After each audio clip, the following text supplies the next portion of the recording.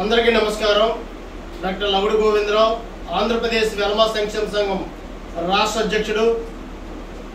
ఆంధ్రప్రదేశ్ వెలమ సంక్షేమ సంఘం ఆధ్వర్యంలో నేడు విశాఖపట్నం వేదిక ఆంధ్రప్రదేశ్ వెలమ సంక్షేమ సంఘం యొక్క సంస్థ కార్యాలయంలో నిర్వహించినటువంటి పాత్రికేయుల సమావేశంలో ముఖ్యంగా వెలమ సామాజిక వర్గానికి ఆంధ్రప్రదేశ్ రాష్ట్రంలో జనాభా తామాస ప్రకారంగా అన్ని రంగాల్లో కూడా ప్రాధాన్యత కల్పించాలని, మరి ముఖ్యంగా ఉద్యోగ ప్రమోషన్లోనూ ఉపాధి అవకాశాలను కూడా వెలమ సామాజిక వర్గానికి రాష్ట్ర ప్రభుత్వం తగిన ప్రాధాన్యత కల్పించాలని ప్రధానంగా డిమాండ్ చేస్తున్నాం. మరి అదేవిధంగా వెలమ నేసం పథకాన్ని కూడా ఇక రాష్ట్ర ప్రభుత్వం ఏర్పాటు చేయాలి.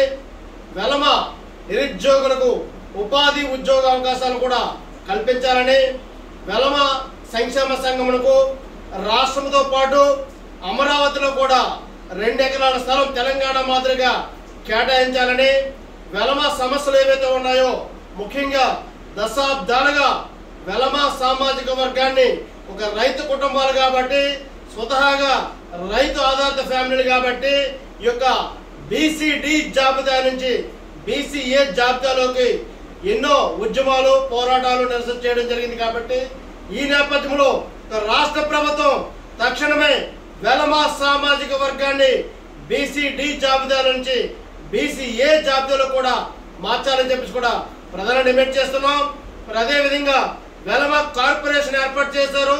ఆ యొక్క కార్పొరేషన్ కు గత ప్రభుత్వం వల్లే ఈ ప్రభుత్వం కూడా ఇంతవరకు కూడా ₹1 నిధులు కూడా కేటాయించలేదు. కాబట్టి తక్షణమే వెలమ కార్పొరేషన్ కు నిధులు కేటాయించాలి.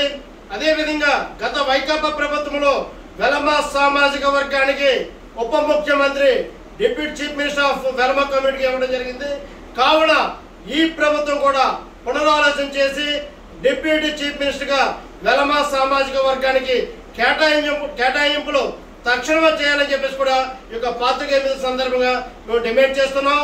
వెలమ హక్కుల సాధన కోసం, వెలమ కుటుంబ సంక్షేమం కోసం, వెలమల అభివృద్ధి కోసం త్వరలోనే విశాఖపట్నం వేదిక 50 లక్షల మంది జనాభాతో వెలమ గర్జన మహాసభను కూడా నిర్వహిస్తున్నామని చెప్పేసి కూడా ఇందు మూలంగా పిలుపునిస్తున్నాం. జై వెలమ.